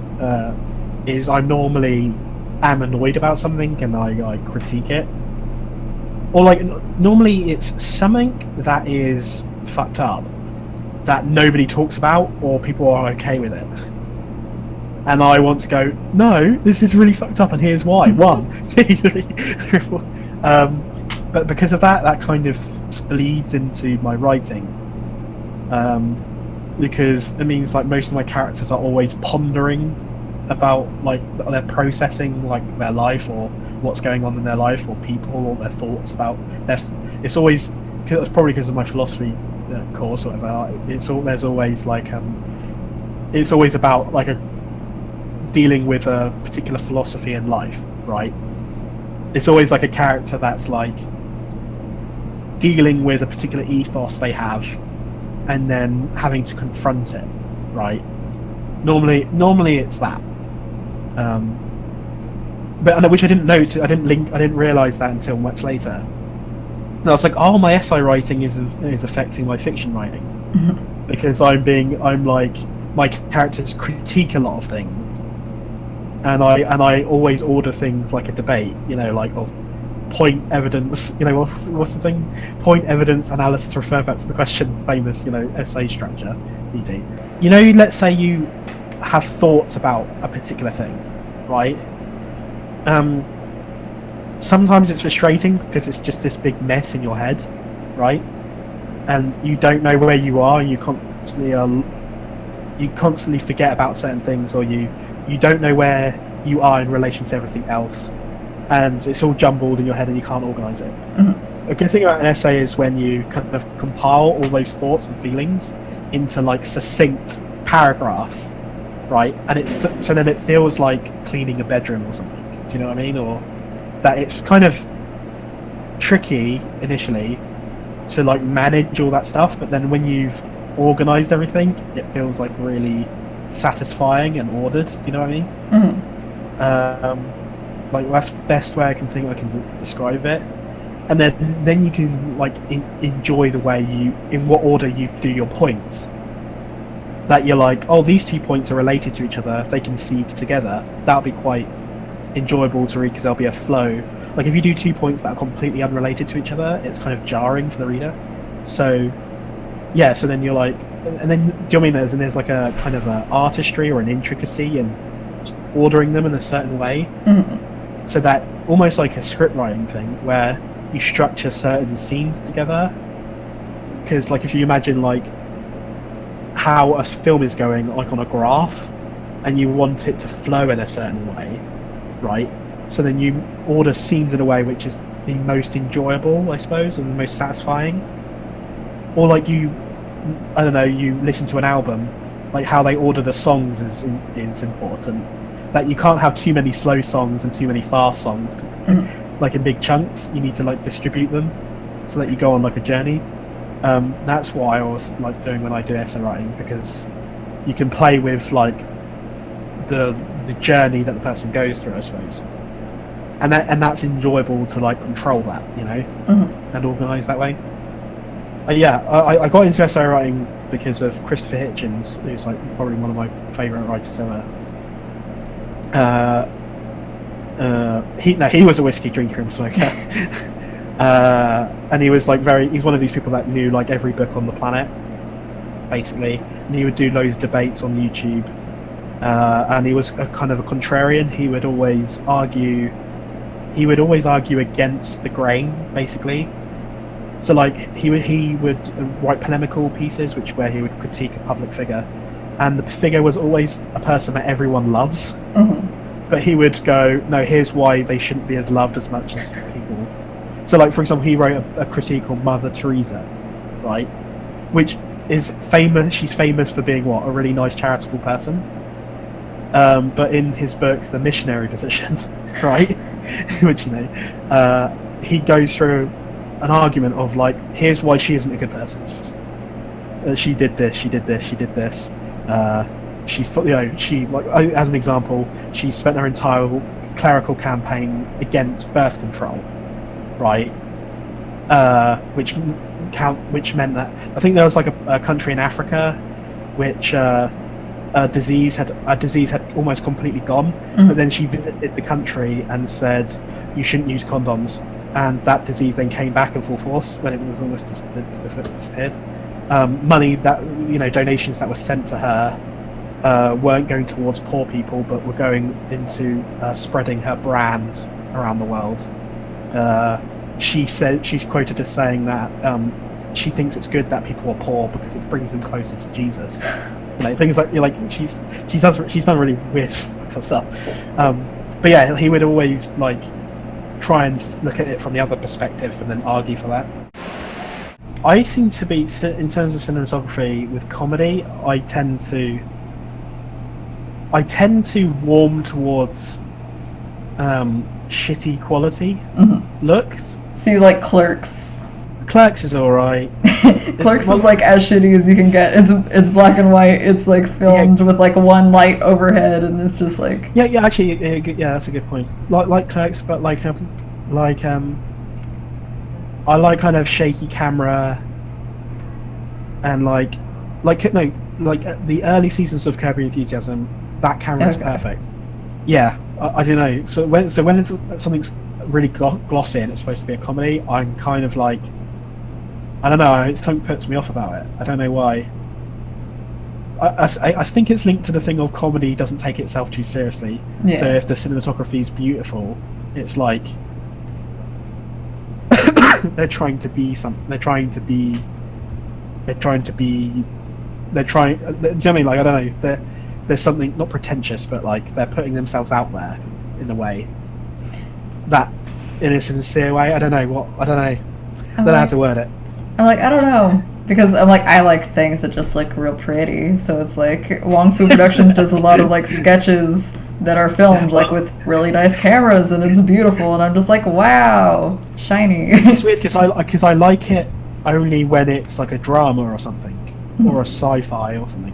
So you like it to be separated out into like just different like visually like, oh, this is like a comedy. This is like it has a look to it.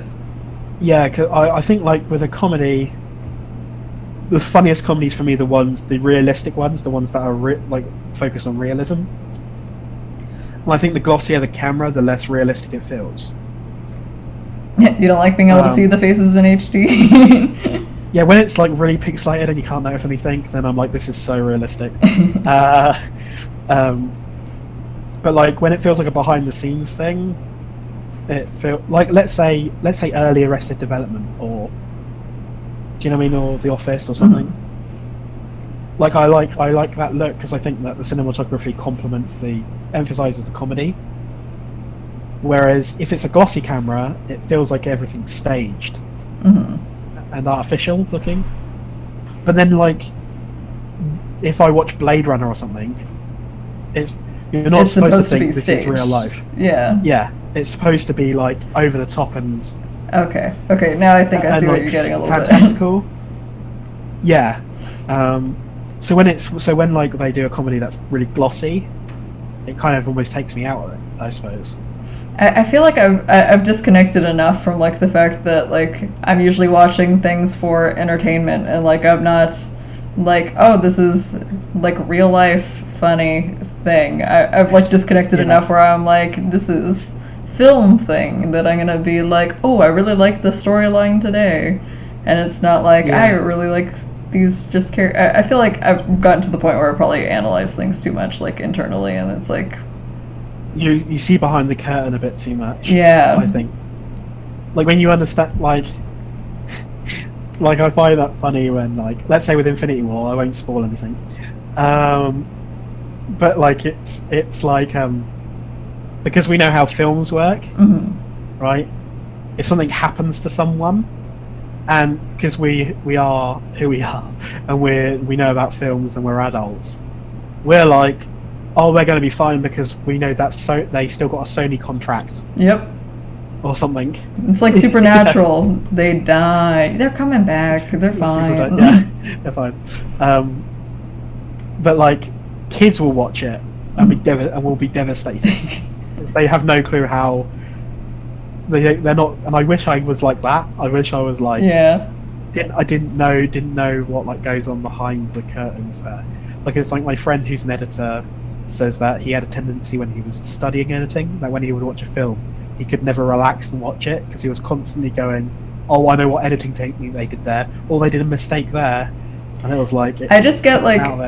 now that I know about editing, I think I get more unsettled when I'm watching a movie and there's like a rough cut somewhere that like I feel like there shouldn't have been one, and I'm like, oh, what was that? Like I get really unsettled like watching something if like I feel like that's not the right way to like edit it, or like if a song doesn't match the tone and it's like playing in the background, I'm like, I don't like this. Sound is so important to movies. It really freaks me out when things are not done well with sound. Like if it's yeah, it's like frustrating. Sound can get me more than like anything else. Anything else I can live with, like maybe bad audio, like bad lighting, like bad acting, lots of things. But if like the sound is like weird, like if they picked weird music, or if like a sound effect is just like they're on these floors wearing these types of shoes, it wouldn't click like that. Like that bothers me. Or like these shoes would probably squeak. I get issues with pacing in films. The example I always give is food, with steak, right? What your particular taste in the food is subjective, right? You like what you like, people like what they like. But so then when it comes to chefs comparing their meals in a competition, sometimes people watch those shows and go, I don't care what the critics say, surely food is subjective, it's whether you like it or not. But I don't fully agree, because you can a medium rare steak is objectively a medium rare steak. So if a person goes, "Can I have a medium rare steak?" and one chef does it well done, and the other person does it medium rare, objectively the one that did it medium rare did it better. You might not even like steak, but it's what the artist or creator intended, and then how well it succeeded in doing that, right? And that's kind of the most way you can weigh up something.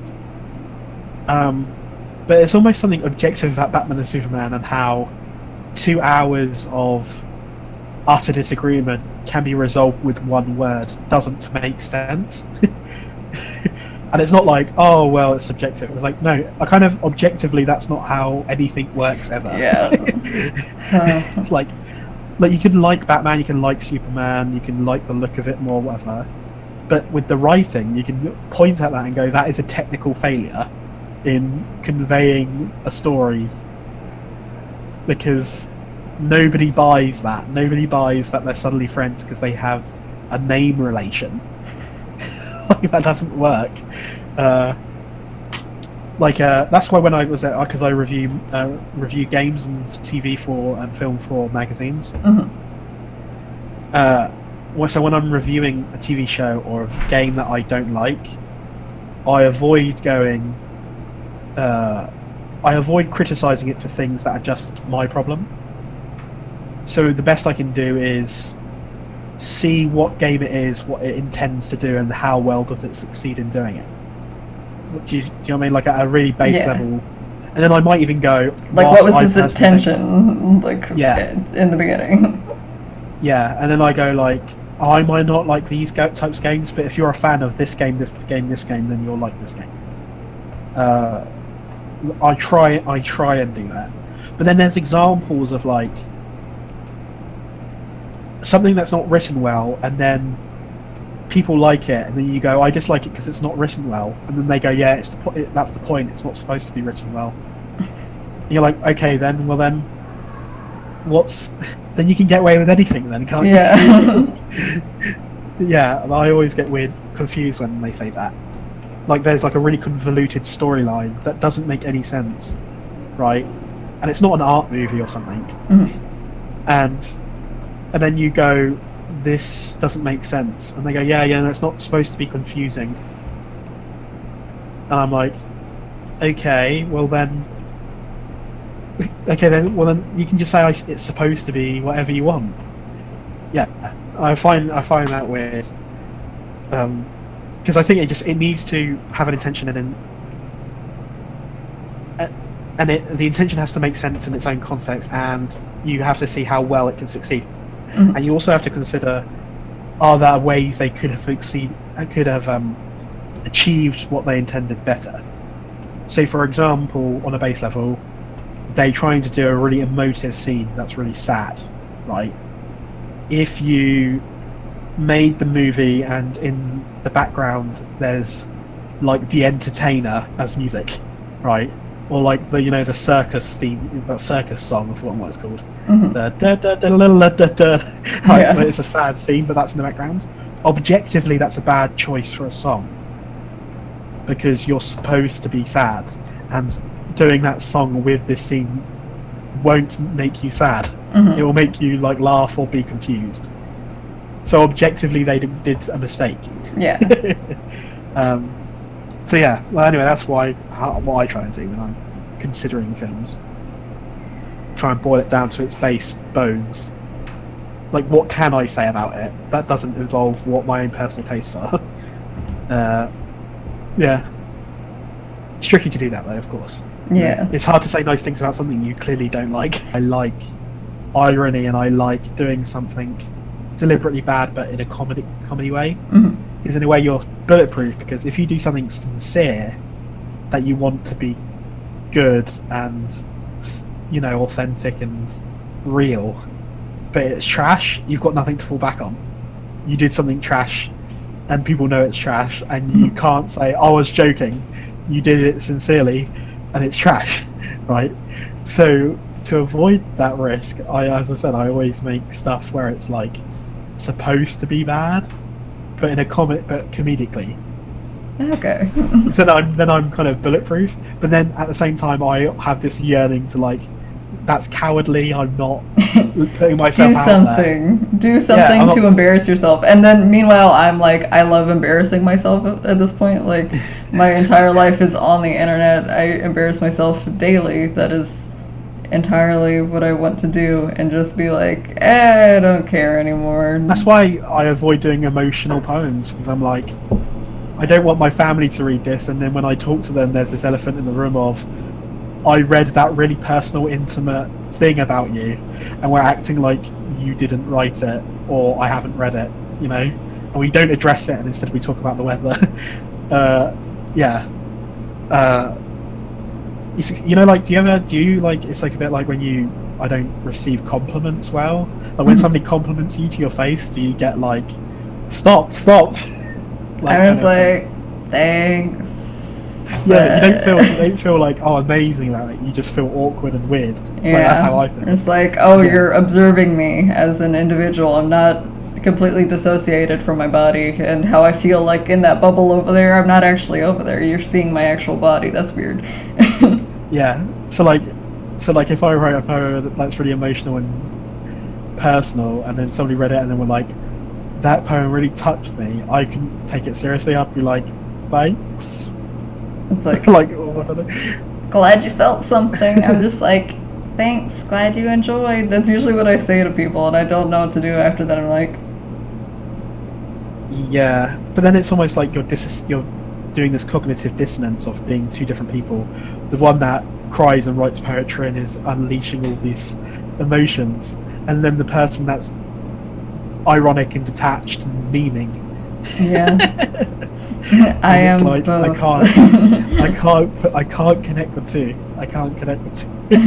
So then I just avoid the gushy stuff altogether. Just do the meaning. That's why like, if I ever write anything poignant at all, I always have to undercut it with like a joke, like to go, I'm just joking, guys. It's me. Don't worry. I'm just, you know, I'm not. I haven't lost myself as like, you know, a poet. I'm still. I'm okay. I know that last sentence was very, you know, I don't know, fancy. Yeah, So, I think that's also like a thing that like I worry about with like grad school is like I'm not a serious poet. Like I'm a person who does writing and things, but then I also do goofy stuff like all over the place, and like those Yeah. are the people that I am, the person that I am. So it's like you gotta accept those Yeah. layers that don't necessarily mix together well. It's just yeah, but then I with like essay writing or whatever, or like, I suppose one theme that's my style is I tend to like mix the highbrow with the lowbrow all the time. So like I'll like in terms of dialogue or something, I'll get the character will say something that seems quite posh and like eloquent, but I'll mix that up with them using like millennial slang at the same time, so there's like a kind of a nice yeah, so there's kind of like a nice juxtaposition or something. So yeah, like, or like, yeah, as I said, like if I'm doing an essay, I'll like use like a really like elaborate word, right, or be like really deep and philosophical, but then I'll undercover it, I'll undercut it with a feels bad man or something, right, or whatever, you know, because then it's like, oh, he's aware of what he was doing then, you know, he wasn't up his own arse. He was doing it deliberately to do a joke. interesting. I find it interesting that you mix that into the essay writing. Yeah. Because I'm too self-conscious about being too like sincere or too, I don't know, expressive, or, you know, I don't know. But then I've just used that as an advantage, I suppose, by playing with it or being funny or something. That's definitely one way to use your disadvantages. Yeah, I suppose it is. Did you want to like plug anything? Do you have anything that like you actually like, any writing or any website, that anything you want to do that you want to share? I write my online stuff that's available is on a online magazine called vulturehound.co.uk. I regularly post stuff on there. And there's a physical magazine I write for called Geeky Monkey, where I review video games. I've got a blog which I haven't actually added to, because I did the blog to then send to magazines as an example, like as a portfolio basically. Mm-hmm. So then when I eventually got given the job to write magazines, I didn't feel the need to write for the blog, because I would have written what I would write for the magazine. I would have, like what I'd write on the blog I would write for the magazine anyway. So Yeah. But I do have stuff there, and the blog is called What's Wrong with Edam. Yeah, so those are the things that I write for and do. So, Cool. and I play Overwatch and Steam. If you would like to be on a future episode of the Creative Nonsense podcast, please fill out the survey in the description below.